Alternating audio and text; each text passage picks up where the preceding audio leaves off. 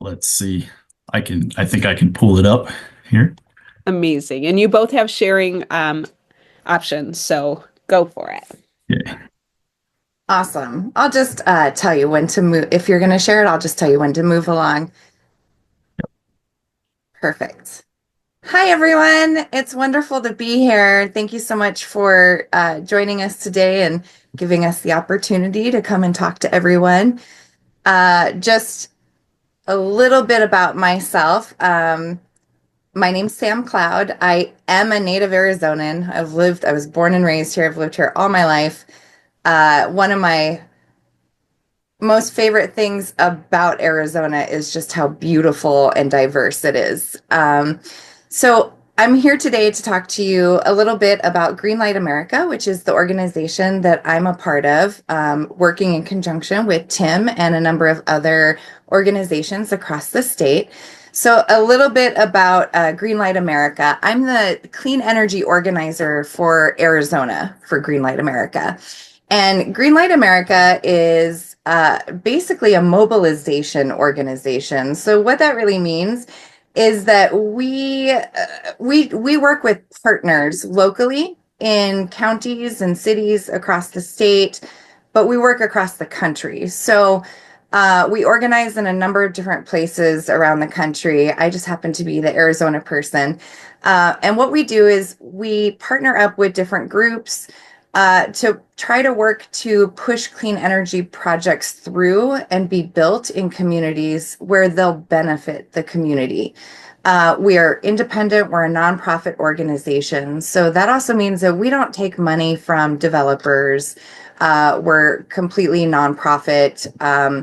Our stake in the game, so to speak, is that we believe that clean energy is the best way to help save our environment and preserve our resources and give us all cleaner air, cleaner water, all the things that we know that we need, particularly here in Arizona. So I want to talk a little bit about what that looks like or what our vision is. So there are two things that Greenlight America believes. First, we know we need to build tons of clean energy. We know how important that is. We know that we need to reduce our carbon emissions. We need to reduce our reliability on things like fossil fuel. And we also know that exponentially we are growing, particularly here in Arizona. We are constantly seeing an influx of folks moving here. The population is growing. And what we also know is that we are having a hard time balancing the need with what's available. One of the other things that we know is that local support can really make or break a project. All these clean energy development projects that are large utility scale are really decided on the local level. It's not a state thing, it's not a federal thing. It is county by county, it's your planning and zoning committees, it's your boards of supervisors that make the decisions on whether or not we as a community are going to participate in building clean energy projects. So that's really kind of why Greenlight America exists. And it's a nice place to be because we're not funded by people that are pushing projects through. We're not accountable to those folks. But we do know that renewable energy development is inevitable. It is the way to go. It is the way to save our environment. And the thing that we control on a local level is how that occurs and how it benefits our communities. And that's why it's so important for us to mobilize in our local communities in terms of renewable energy projects. So one of the big reasons we came to be is that we know we have to have a voice in having these projects developed. You can go ahead and continue to the next slide. So one of the things I think that impacts Arizona the most and is most important is we all know that our water supply is running out. We know that we have to do something in order to be able to maintain our communities, our environment, and make sure that everyone has the water that we need, as well as cleaning our air. I thought this was a really cool graphic. If you take a look, it talks about the cost of electric power to fish and wildlife and water. And so you can see that clean energy, wind power, solar power uses very little water. So what we're doing by building clean energy projects is we're not just improving our carbon emissions on the environment, we're also reducing the amount of water that we use to create that energy, which is a huge, huge issue here in Arizona. I'm 45 years old, and my entire life, I've been preached to, right, even in school, about how much water we're using, how to reduce our usage. But the fact of the matter is, we all see the water table dropping. We all see our lakes dropping. We know that rain is not happening as often as we hope, while we're battling things like increasing heat waves that last even longer than they used to. You know, this last summer was brutal. I live in Tucson. But it was brutal across the state. We saw very little rain, and that heat wave extended all the way through, my gosh, September, October, the end of October. It didn't cool off down here until well into mid-November. That means that our water is evaporating. It is disappearing at an even faster rate. Clean energy uses so much less water and conserves that for all of our communities across the state. Do you want to go ahead and move on to the next slide? So Tim and I are here both to talk about different types of clean energy and just dive into what they are and how they work and that sort of thing. I'm going to start off by talking about my favorite thing, which is solar energy, which is obviously Arizona is a prime place to capitalize on the sun and the power it can give us. So there's a lot of misinformation out there. And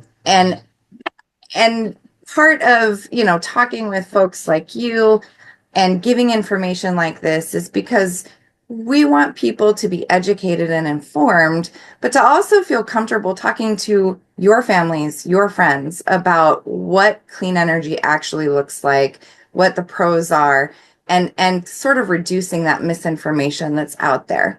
So let's talk about solar. Obviously, it's energy we receive from the sun. Those are solar panels, whether it be on your home or whether it be solar panel fields. Those are able to actually absorb energy from the sun, even on a cloudy day, okay? We can maximize what that sunlight is giving us and turn that into energy. One of the things that's really important to know about solar that a lot of folks don't know is that it's really actually a farmer's best friend. So farmers throughout all sorts of lands, specifically here in like desert-like areas or in Arizona where we're dealing with depleting water sources, all of those things because of drought, everything else. Those all impact whether or not farmers can yield good crops every year. One of the things that solar panels do is not ruin the land. What they actually do is they give the soil and the land time to rest. They provide shade. It gives soil a break to replenish and rejuvenate so that we can yield good crops. And the cool thing about conserving water is that it's also going to give you the ability to shade areas and use the land that solar is built on for a dual purpose. So for example, lots of farmers that are utilizing their land for solar as well will also have their livestock grazing on the land.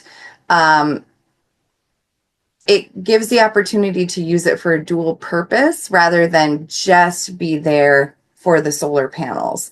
Another really cool thing that's happening across Arizona, there's some pilot programs in different areas. I'm sure you're familiar with things like the canals that we have that moves water around the state. There are some pilot projects where solar panels have been installed over the canals. And one of the coolest things about those projects is it's actually reducing the amount of water that's evaporated from the canals because it's providing cover and shade. So really, it does not take away from the ability to still use the land for a good purpose, particularly when it comes to farmers. Not to mention that it's carbon-free energy. So we're reducing what damage we're doing to the environment, which we know is crucial at this stage in the game. That's how we're going to help combat things like heat waves, climate change, and the things that are driving our energy costs up exponentially. So some other benefits, it's replacing lots of that pollution that goes into the environment, as we're not creating any sort of chemical leakage. Some things that happen when folks hear about solar, sometimes they're misinformed and believe that they can do things like catch on fire spontaneously and things like that. And that's just not the case. I'm actually really happy to report that that does not happen. That's not a thing. But there's a lot of fear around, what do you do with these panels if something goes wrong? Panels actually have a really long lifespan. And once they're decommissioned, usually projects have a plan in place on what to do with those panels after their lifespan is complete. If you can click to the next slide for me. So some important things to know. Again, solar and agriculture can exist together very easily and actually really support each other.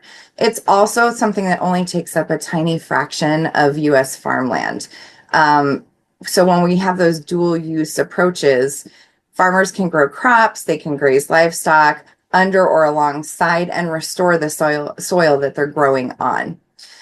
It can also really help promote flourishing biodiverse local ecosystems. And so the climate benefits really outweigh costs or any risks. If you could go ahead and click on for me there.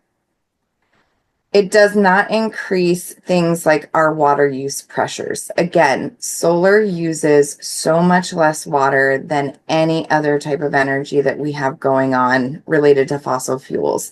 It's also very safe for humans. It's very safe for the environment. And we know that fossil fuels are not the same. They produce a lot of pollution. They do a lot of things that damage the environment and conserve our resources. And there's been so many studies that have been done about the benefits of clean and renewable energy versus fossil fuel generation. So some other really cool, important things that I think folks should know about that I really want to share is solar in Arizona has actually created almost 10,000 jobs up to the year 2024. And with the amount of projects that are coming into our state, we have the ability to create so many more jobs as different things are closing down, such as coal plants, for example. The other thing is that 1,429,000 plus Arizona homes can be powered by the amount of solar energy that's already been installed in the state. So what that means is that energy is being pushed into the grid and reducing the amount of energy that we're using in other ways. The other cool thing about building renewable energy across the state is the way it can benefit our communities, not just by the environment. It's not just supporting our environment and helping us save our water.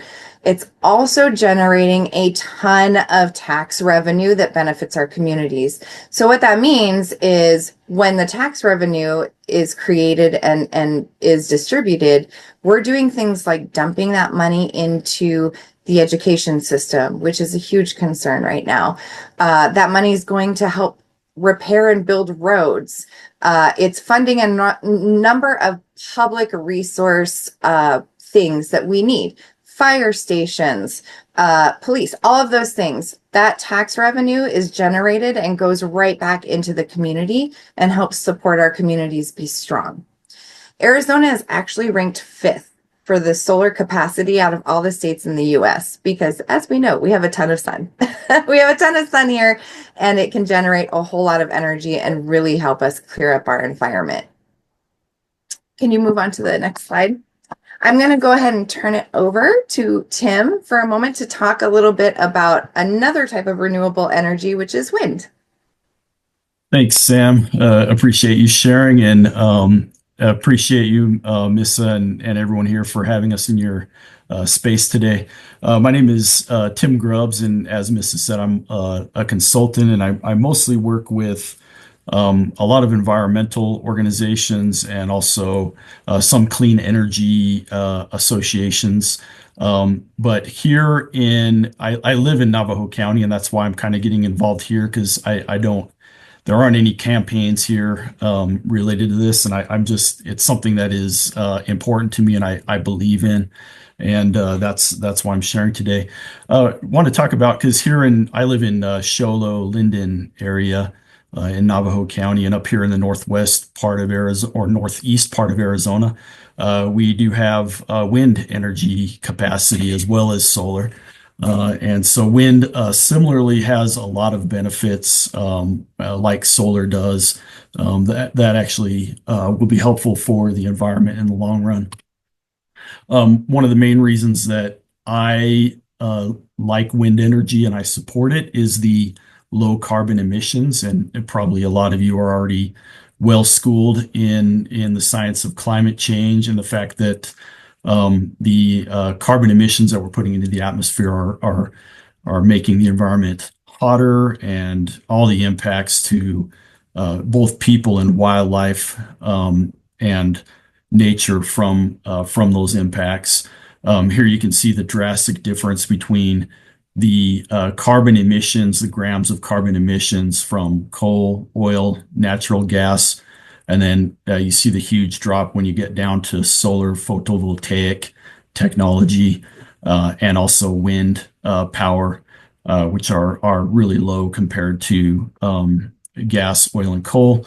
And also, gas puts up other greenhouse gases like methane and things like that solar and wind don't. One thing that gets asked sometime is, thanks, Topher. One thing that gets asked a lot of times is, sorry, let me go back to the slides here, is what is something that gets shared sometimes is that you have to manufacture the wind turbines. Doesn't that use a lot of greenhouse gases in the manufacturing process? And yes, it does use some greenhouse gases, but there's been studies done on this based on the energy and carbon savings you get from the entire life of a wind turbine. That energy savings and that greenhouse gas savings that you get over other energy sources, that gets recouped in an average of between 5 and 7 months, or what most of the studies say. And these wind turbines can last 30 to 35 years. So after about 7 months, you're getting purely clean energy out of this for 29 or 30 or more years. So it's something that's really you hear sometimes. So I just wanted to clarify that. Clean energy, both solar and wind, happen to be among the cheapest sources of energy right now. And this chart comes from a report called the Lazard Levelized Cost of Energy, and this shows the cost per megawatt hour, so per energy unit, basically, of utility scale solar and utility scale onshore wind. And they're both, you can see they're both kind of in the lower range among all different energy production sources. And this happens to be before any tax credit or incentive. They're cheaper just on a one-to-one basis. Excuse me, let me go back to my screen. Something that comes up a lot is the impact of wind turbines on birds. And there is an impact, and in fact, any utility scale developer of wind energy should be encouraged to implement architecture on their wind turbines that are more protective for birds, because there is architecture that can help prevent bird deaths. However, I did want to just show like the other threats to birds. Cats kill 2.4 billion birds, and collisions with buildings and glass kill 600 million birds per year. And so that's something I think is important to know every day. If you do care about birds, one thing you can do is get kind of decals and put them on your windows. to help birds from crashing your windows, because it's something that does impact birds. And wind-based turbines do impact birds, but there are things that can be done about it. And the other thing to bring up too is the threat of climate change to birds is much greater. The Audubon Society has said 2/3 of bird species in the U.S. are threatened right now by changes in climate from climate change. Fracking kills a ton of birds, is more impactful than wind-based turbines. So it's just, you have to look at this. You have to look at this all with a broad perspective, I think. And then that's what I've got. I'm going to pass that along to Sam to lead this next part of the conversation. Yeah, absolutely. Thanks, Tim. So one thing that's really important when we're talking about renewable energy, and like I mentioned earlier, these things are really decided on a local level. So what's happening right now, which is kind of crazy to me, and I think infringes to a degree on the democratic process and our ability to have a voice as a local community. So what's going on right now is across the state, a number of local governments, whether it be county government or city, are looking at determining regulations that basically ban our ability to even consider renewable projects coming into our area. So what that is it's an ordinance, right? So ordinances are really powerful tools that happen on a very local level, and they make or break our ability to benefit from solar or wind power. So one of the most important things we can do or take action at right now across our state, across the country, is to advocate to our local government about not capping or not banning, not putting in place regulations that limit our ability to even consider whether or not a project would be beneficial to our community. So a number of bans have already happened that like basically have the effect of creating so many obstacles that we are no longer considered a desirable place for any developer to go and to try to build, because we have all these restrictions in place that make it impossible for them to come in and even pitch a project, so to speak. If you could go to the next slide for me, Tim. So what we're looking at is helping educate folks in local communities about advocating for thoughtful rules that relate to responsible solar and wind development, creating jobs, and where that revenue, like the tax revenue, will go to address community needs and goals. What I don't like about ordinances that are already happening is that in some places, bans are being considered that would eliminate the ability to ever in our future build things like solar panels on a large scale. The problem with that is that that takes away our voice in terms of what we want for our own community. And so it's really important to advocate to our elected officials locally that having thoughtful rules in place are very important, right? So what that means is, let's talk about what a thoughtful rule or ordinance might be. When we're looking at things like that, we want to really advocate that there are reasonable or no caps on acreage or other restrictive conditions. And what I mean by that is folks might think that when a solar panel development comes in, that, you know, let's say they're covering 100 acres, and people might think, okay, that means all 100 acres are covered in solar panels and you can't do anything else with it. That's not the case at all. So solar farms might have large acreage, but that doesn't mean that it's completely covered in solar panels, right? A lot of that is protected land, protected open land to promote wildlife, to promote soil that can rest and rejuvenate. And then there's solar panels spread out throughout that area. The problem is that when an ordinance creates a cap on how much acreage can be used for any type of development, it may become again, undesirable to any developer that wants to explore building in our area because there's not enough room for them to do that and to spread things out. So when we create those big acreage caps, it basically means that solar projects won't even be presented to our local communities or government. Another thing about thoughtful rules that could be put in place is looking after our community interests. So what we do is people worry about things like, will it be too close to a neighborhood?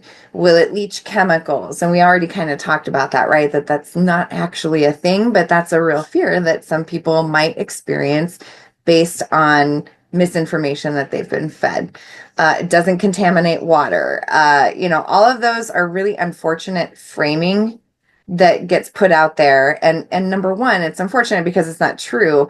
But the other thing is that there are dozens of safety measures that go into ensuring that there isn't any issue, that fires aren't getting started, that neighborhoods won't be impacted in a dangerous way. There's all sorts of safety precautions with all of these development projects. And usually there are also sometimes rules considered about how close those projects can be built. And this is where ordinances can really become a barrier to us being able to push through projects that would clean our air and clean our water and give us better resources. What happens is if we build a project or permit a project and it's too far away from the grid because of an ordinance that says it can't be near anything, any residential, any city, whatever, guess what happens? We can't plug it into the grid. It's just basically a hunk of junk, right? It's a solar field that isn't benefiting anyone. It's not actually feeding into the grid. It's not reducing our usage. It's not benefiting anyone. It becomes useless. In order for those projects to have the effect that we want them to have, you have to be able to build them close enough to plug into the grid. That's super important. The other thing is, underlying zoning requirements, like I said, where they go, how close they can be to things. What we really want to push for and advocate for is that when decision makers are considering rules related to this type of development, that it's based on science and evidence and not fear mongering and misinformation. There are reasonable setbacks, of a setback is how close it can be, right, to something else, whether that be residential or whatever. Reasonable setbacks of 150 to 300 feet are completely reasonable and allow those energy sources to be plugged into the grid and actually benefit our communities. So one of the things that we can do as residents is any opportunity you have to speak to boards of supervisors, planning and zoning committees about advocating for reasonable rules and not things that will create barriers or block our ability to even consider if a project is worth our time and will benefit our community is really super important. Tim, can you move to the next slide for me? So let's talk about some things that are happening right now in our own community, right? So Navajo County, for example, some of the things that are currently happening is they are considering an ordinance, and I think Tim might have a little more detail and information on this, but they're considering an ordinance that includes things like really, really large setbacks away from different things. And that could make or break whether or not we have the ability to even consider any projects coming into our area. Tim, do you want to add anything? I think you covered that well. Yeah, so we do have upcoming ordinances in Navajo and Apache County that they're considering right now. They're working on drafting those right now, and I think I'll go a little bit more into that in some of the next slides here, Sam. Oh yeah, here we go. I'll just jump right in. So Navajo County is currently in the process of considering a new ordinance. They held a few listening sessions recently with the public, and their staff is drafting that up. And there's an opportunity to provide more feedback on that through April 29th. But the items they're looking at are setbacks from residences, The current setback is 1/2 mile for wind. So they're looking at extending that. They're looking at buffers from national and state parks. They're considering a 2 to 5 mile buffer. And I think that's mostly driven by like the view of wind farms. They're doing a preference for sites with minimal visual impact and previously disturbed lands, which obviously if that's a preference factor, that's a good thing as long as it's not, always like straight out required. They're reviewing upfront bond requirements in case of abandonment or incomplete decommissioning. And on that, bonding requirements for decommissioning are important and necessary. I think we just want to make sure that they're applying those bonding requirements fairly, not making them too high, and also applying those to other types of use. If they're gonna apply it to solar and wind, they ought to apply it to a gas plant or another like an industrial facility. Making sure they're being fair to this industry, and they're also looking at requirements for community benefits, which, as we said, is an important thing. And it's also important to make sure that the community benefits that are asked for are reasonable so that development can go forward. These developers operate in our capitalism environment, and so they are required to make a certain profit for their investors, which I think is important for them. But that benefit with the community, they definitely can provide benefits for the community, and it's important to learn about the projects and know what the community can ask for reasonably and get from the developers. And they're also considering these things above are apply to wind. They're considering adding a new solar ordinance that is similar to the wind ordinance. The setbacks that are needed and things like that are a little bit different for wind than solar, but that's what Navajo County is looking at right now. And there's some upcoming engagement opportunities. Both Navajo County and Apache County are in the process of considering renewable energy ordinances. Right now in Navajo County, it's in the early stages of development and drafting. There's a town hall with Supervisor Whitesinger on April 29th at 6 p.m. at the Pinetop Lakeside Town Hall. Her town hall is not specific to renewable ordinances, but I expect it will come up because this is, becoming a hot topic in the county since this issue is up. So if anyone would like to attend, I encourage you to attend. It's been really what we've seen a lot in meetings is that the people that are opposed to renewables show up in force to these meetings, but the local people that maybe support renewables there's not as many there, and the people that are supportive of renewables are mostly from the developer companies. So important to try to get out there if you can make it out there and say, if you hear anti-renewable stuff, counter and say, hey, there are people in the community that support renewables. And there's also a form here that Sam is sharing to provide your input. So this is an easy way to provide your input on the county renewable energy ordinance. A testimony form, so they'll let you write a couple paragraphs about how you feel about renewables and expressing your support. And we have heard from supervisors that they do want to hear, they see the benefits of renewables because they've done the research into it, but they want to hear from more local people that support renewables. Then after that, probably over the summer, there will be some county hearings, a planning and zoning hearing, and a board of supervisors hearing. And both of those will have opportunities to go and testify. Probably about 3-minute testimony or so is how much they usually give the public to voice your support for renewables. We expect there will be a lot of opposition to renewables there as well. But it's good to be there, show up, and kind of balance out the room. And I'm going to be in touch with Missa to let her know when those meetings are happening. And Mike just asked about the May 1st. So over in Apache County, let me go through Apache County first. They're also in the early stages of development and drafting of their ordinances.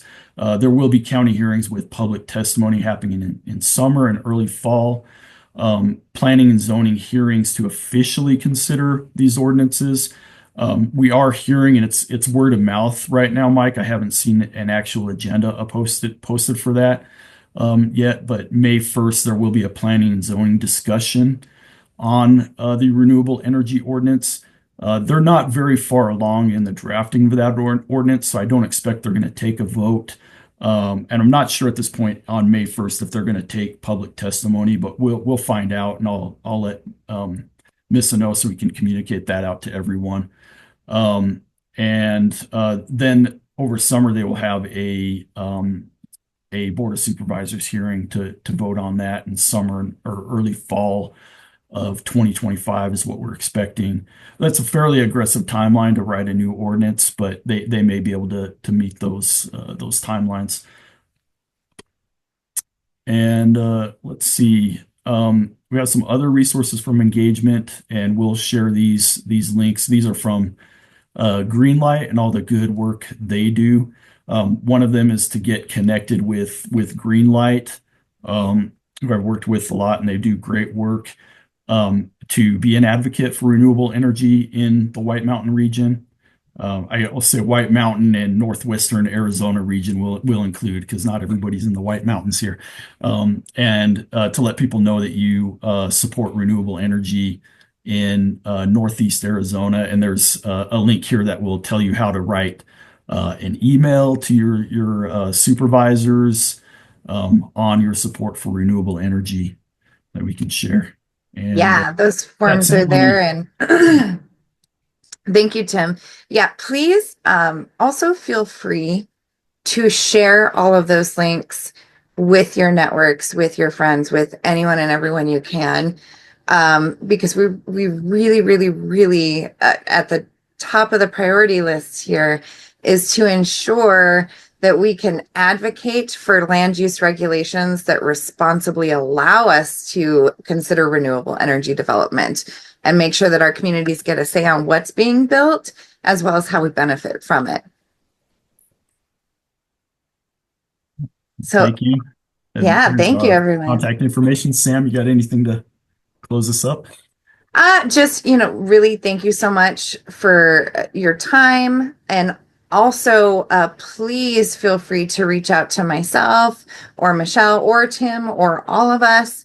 If you have further questions, we're happy to come back and deep dive into more information on anything specific folks might have questions on. And again, please, if you do happen to live in Apache County, please get in touch with me as we're definitely seeing a lot of interesting opposition sort of rise up at this point in time. And it would be great to have conversations and connect with folks that might be living directly there.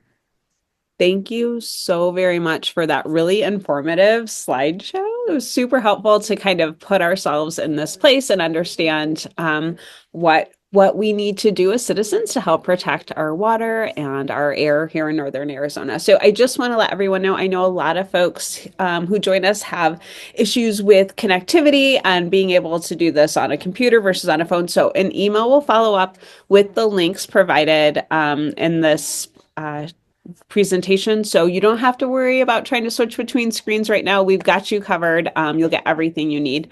And then if you have any questions, please feel free to raise your hands.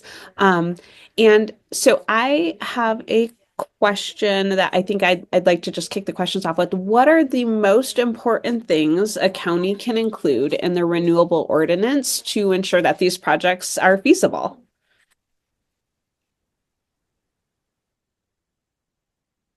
Sam, do you want me to give that a shot, or do you want to go first?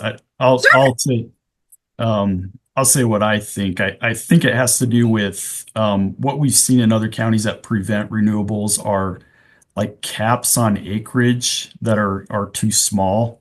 Because these projects they do take up a lot of land, and that's an impact to them. But as Sam pointed out, for the most part, like wind, you can do agriculture with it as well, and solar as well. And in fact, there's studies that say solar helps the soil underneath. So there's not too big of an impact from using the land, except for that you're using up a bunch of land. But that's one thing, and also the setbacks as well, like shorter setbacks. And the issue is here in the reason a lot of projects are wanting to site here in northeastern Arizona is because we have strong transmission lines here. We have the energy infrastructure from the old coal plants that have been sited here, and I'll acknowledge all the historical issues with those and how they've been sited on, on sovereign land without the consultation of the community in a lot of cases. But the fact is, right now there exists strong infrastructure here, and we want the ability for those projects to be sited close to that infrastructure. If they're not able to site close to the infrastructure, a lot of times either the project won't happen or they'll have to site further away from the transmission infrastructure and then tear up a lot of land and have a lot of impacts to connect to that transmission infrastructure. And it's really expensive for the developers to do it. So a lot of times they'll just back out. So that's kind of I think the two major considerations. And Sam, I'll leave you anything else you have to add to that? Yeah, no, I agree. I think those are the two most crucial points that should be communicated, in whatever way you feel is most appropriate individually. Yeah. I second what Tim said. Michelle, did you want to add anything? Okay. I think that's great. It can be wonky, and all we can do is just advocate for the most accessible form of an ordinance that lets us consider projects in our counties. Thank you. Thanks to all three of you. Angie, what's your question? My question was, I said it too soon earlier, so it got lost in the thing. Have you ever considered doing a clean energy project for vehicles, like a project to change them from using gasoline to something greener? Yeah, I can answer that question. I think Tim knows there's a lot of different organizations that are doing electrification around vehicle advocacy. Greenlight America focuses on utility scale renewable energy projects because we really want to help solidify a stronger grid that gives everybody access to affordable and sustainable energy. So we just stay in that lane in advocating for those kind of projects. But I do think that's a really worthwhile campaign. And I know there are some other local groups that tend to advocate for that. Yeah, a good group to look into is Plug in America, who's doing a lot of work around that particular issue. So I'll just throw out a shout out to them. Plug in America, and they can tell you everything about those efforts that are going on right now to electrify our vehicles. Mike, what's your question? Um, I wanted to know what's your opinion of the SRP plan with the St. John's plant that's, I guess maybe it's still being decommissioned, or at least only 2 years further down the road for the to put in the modular small scale nuclear reactors. I think they were going to put 2 of them in to replace the capacity of the St. John's plant. And then I guess the other part to the question is the White Mountain Independent article in the last paper about the effects. They seem to put St. John's and Springerville coal plants kind of up in the air by delaying their decertification or their environmental, to meet the environmental requirements that cause those providers to begin shutting them down. Sure, yeah. I don't know, Michelle, or do you guys want to you want me to take a shot at that? Yeah, go for it, Tim.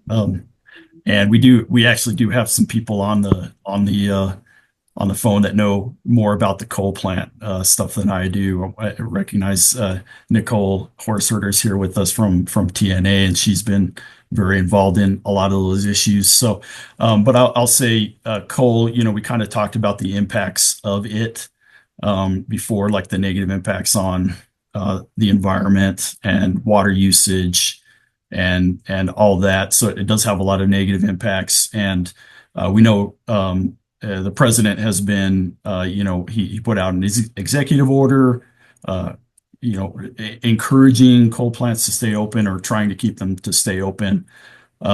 We'll see how economically feasible it is. I just think it's for a lot of reasons in kind of an inferior technology. It costs more. It's clunky. It has all kinds of external impacts. And I think a lot of the energy industry is trying to move away from that. And I don't think you see, investors quite as excited about investing in coal when possibly a new administration comes in 3 years and it takes away the ability for that to go forward. So I think there's just a lot of risk to that too, from an investment perspective. The small nuclear modular reactors, also that's another issue that's come up a lot. It seems to be really popular among sort of the Republican crew. I'm not sure why, but it does have to me it has some negative impacts. Obviously, the kind of the mining of uranium in some of our national forests. There's a threat. There's been a lot of talk about from a push from some people on the right to reopen and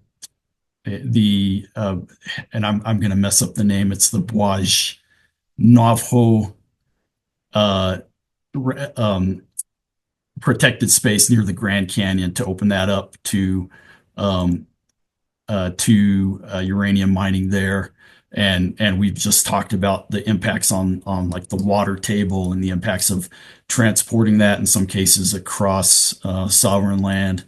And then you saw the charts on water usage. Nuclear uses 720 gallons per megawatt hour, as opposed to solar, which uses 20 gallons per megawatt hour, and water or wind that uses 1 gallon per megawatt hour. That's from a Trout Unlimited report that they did this summer. So there's a lot of reasons that it's just not a good idea. And the other problem with it also is that the timelines to get even a small nuclear reactor built they're not quick enough to meet the energy demand that Arizona needs for APS has said that they need to increase energy or electricity capacity by 40% by 2031. So that's just in 6 years, which is an incredibly fast timeline. That's driven by a lot of things: extreme heat, the abundance of manufacturing and data centers locating in Phoenix, more electric vehicles being used. So all that's driving this, and then population growth in Arizona. That's all driving this huge need for increase. So the nuclear, just on a practical perspective, it won't happen quick enough to kind of meet that need. Renewables are the way to go. They're the cheapest source of energy, and just also, they have the least kind of externalities as well. That's the way I see it. So that's just my personal opinion, not representing anyone, but that's just my personal opinion on that. So, yeah. Yeah, I would just reply that if we don't have filler power generation, when the wind isn't blowing and it's dark, right now that's coal or natural gas. Yeah. And so, and if it's cold, you have to keep a coal plant running at a certain idle space to be able to provide the required quickly. These modular nukes seems like they would be much quicker, that you wouldn't have to run them when you don't need the power. And then I just wonder about the water consumption. Yeah, I agree there. And and what's done with the waste. Yeah. I'm afraid we're stuck with the Pinyon Plain mine at this point. Just hopefully we can keep more out. Yeah. But yeah, so I just think it's something that we have to look at if we're practically trying to get rid of coal and high carbon fuels. Yeah. Good all fair points, Mike, and thanks for sharing those. And I'll just say one thing to look at on because there's a lot of talk about intermittency of solar and wind, like what happens when the sun goes down, what happens when the wind's not blowing. One thing to look into, and I can encourage you to look into, we didn't really talk about much here, but is battery energy storage systems. That technology has advanced a lot in the last few years. So there is on our grid, there's battery energy storage systems being built that can kind of store that capacity of wind and solar. And then also a lot of plants are using the wind and solar at the same time. So when the wind's not blowing, they'll have the solar capacity. They're building extra capacity as well. So this is getting a little wonky, but yeah, the batteries are really good now. And so I think potentially you could build enough, if you could site enough battery energy storage, you wouldn't have too much of a need for some of the other stuff. I'm not saying no need. That's more technical than I can get, but a lot of that gets dissipated by that battery storage technology now. So Yeah, I agree that battery storage is what we need. But also that's sort of in the long term. I've been off grid for 20 years, and I'm just recently went to lithium ion batteries, which are great, but I have all kinds of problems with kids mining lithium. yeah, it's and another stuff. impact. But, the good thing is that the large scale grid storage is much less toxic and coming along faster than the next new thing in battery storage that I see something every month on, because I follow that. And I'll shut up and give somebody else a turn. Hey, thanks, Thanks, Mike. Yeah, Mike. a lot of things to consider for sure. Wonderful. Jody, I saw you had your hand up a minute ago. Do you have a question?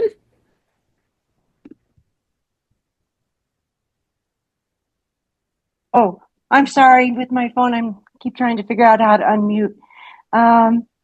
Yes, I just wanted to put this out there for historical purposes.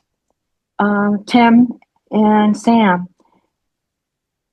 In 1990, I think it was 91, there was a local group that was formed called CASE, Citizen Alliance for Safe Energy. And there were some folks trying to start a nuclear power plant at that time out in Springerville. So this was a reaction to that. And we were able to get enough people to show up at town halls and other secret meetings that weren't so secret, and try to get them to divulge exactly what was going on. And it went up in a puff of smoke just overnight. This group that was this business that was trying to start the nuclear power plant just left the area. So just so you know that existed. Thanks, Jody. Yeah. And many thanks to Jody for all the years of effort she's put into keeping our forests usable and keeping our air clean and our energy use limited. Jody, you've been a real leader on this for years in the White Mountains, so thank you. Well, thank you. And Lauren, you had a question earlier. Did it get answered, or do you still have a question for us? Thank you, Missa. And thank you guys for the presentation. I really appreciate learning more about clean energy alternatives, especially in light of recent executive orders pushing coal development on tribal lands. You mentioned that these projects often begin at the local level, and that it's important to advocate at local governments for, thoughtful energy policies. With that in mind, I wanted to ask, how are Indigenous peoples being included in these conversations and developments? I say this because over 70% of Apache County residents are Native American. And although this particular project might not be located on tribal lands, it kind of this kind of leads to my concern. How will the broader indigenous population in Apache County benefit, especially if the project isn't on a reservation? Are there like current efforts to bring renewable energy infrastructure to tribal lands? And I also just, want to be candid. There's often skepticism in our communities because we've seen time and time again how projects move forward without us or even at our expense. For example, I've been working to secure a home site lease in my community, which is located in Apache County. It's been, a slow and frustrating process, taking me 8 years to date. Recently, they voted on the vote on my lease was delayed due to concerns about California's carbon credits because our forest catches their emissions. And so that means I still can't build on my land while California continues to develop and pollute. And of course, we know that water from tribal lands is being diverted elsewhere to like Phoenix, Las Vegas, and we rarely see the benefits of that. And so while I support clean energy, I hope these conversations seriously consider how Indigenous peoples experience these systems. Not just as stewards of the land, but as people still fighting for basic rights on it. How do you plan to build true partnerships with us, not just use our resources? And I'm sorry, I know there was like a bunch of questions in that, but I just want to, you all to consider including Native Americans in these discussions. And I'm wondering how that will happen. Yeah. I don't know, Michelle. Yeah, Michelle, did you want to address Sure, that? yeah, I'm happy to kick us off. Thank you, Lauren, for that very thoughtful question. And I really resonate with everything that you shared. I think it's a long history of any development that there has been a system of oppression that has used Native Americans and their land as a tool to make money and not benefit the communities. And personally, it's something that I'm very driven by advocating around. I think one of the things that we can say, right, is kind of like what Sam was saying about this ordinance fight. Advocating for land use regulations that benefit the community is the first way to make sure that, especially in a place like Apache County, Indigenous peoples are prioritized in the conversation, right? If we can help create access to bring more folks into the room to express what they want from these projects and what kind of community benefits they need to see when a project is introduced, those are the kinds of things that can become part of law, right? If we're not in that room, then we can't advocate for those kinds of things. So I would say the first start is us all coming together and coming to those meetings together to advocate for what we want to see. And then I think another piece of this is, a developer is obviously looking for a place to put their utility because it will make money, right? We know that that's their focus. We live in a capitalist society. For worse, in my opinion, but it is what it is. And so that's why I think it's so critical that we make sure that developers and lawmakers understand that they are both accountable to the community that they're serving within, so that we get exactly what we need from these projects or keep advocating for more. And some of that could look like, well, if this project's being developed here, what's the next step to creating stronger transmission lines so that Indigenous communities are the ones that can also benefit from this energy? What are the community benefits that are going towards tribal nations in this county to make sure that we're benefiting from the fact that you're getting tax revenue from this project? Those are kind of the ways that I think we can take our first initial big steps towards ensuring that Indigenous people are prioritized when it comes to renewable energy development. And then the story never ends, right? Our advocacy, more than ever, and Indigenous people are the experts in this, have been advocating for centuries. And I think once a project is instilled in a community, the advocacy doesn't end there, right? We keep holding people accountable, decision makers and developers.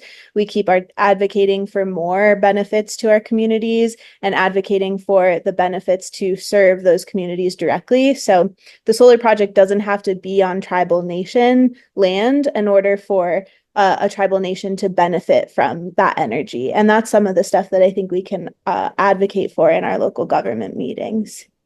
Tim, is there anything you want to share also from some of the other advocacy around renewable energy? Well, yeah, one thing I just want to note it, I think just bring up, and we could probably maybe talk about this some other time because we won't have time to talk about it right now. But right now, the transmission lines to Tucson Electric Power do go across the Navajo Nation, and there's ongoing discussions right now about getting Tucson Electric Power because they're renegotiating the basically the royalties that they pay to the Navajo Nation. So that's ongoing discussions right now about how much TEP pays the Navajo Nation for those lines going across the nation there. So it's a very clear opportunity right there to try to get something. Get better compensation because the offers from TEP so far have not been, we haven't been satisfied with them yet. So I just wanted to flag that. And you can email me. I can connect you to people that can talk to you more about that effort. Thank you. I really want to thank all three of you for being on Cafe 6 today. This conversation, of course, will be ongoing and evolving. I also would like to say thank you so much to Nicole and Adrian, who brought their experience and information to the call today. Please watch out for our emails. We will include all of the links that were shared in the presentation. We will also be sure to include all of the local events where we're going to be heading around discussing this further and getting more community input. So Sam or Tim, do you have any closing words as we wrap up this Cafe 6 today? Thanks for having us. Yeah, thank you. Pleasure to be here. Everyone had such thoughtful contributions and questions, and just thank you very much. Wow, thank you all. I really love this space, and please, all of you who are here attending, you are welcome to the space next time, 2 Fridays from now, May the 1st. We have Attorney General Chris Mays on the call. So please tell your friends, tell your family. They have an opportunity to ask questions of our extraordinary Attorney General Chris Mays in this space on May 1st. So thank you all so much, and we'll see you in a couple weeks. Thank you. Bye.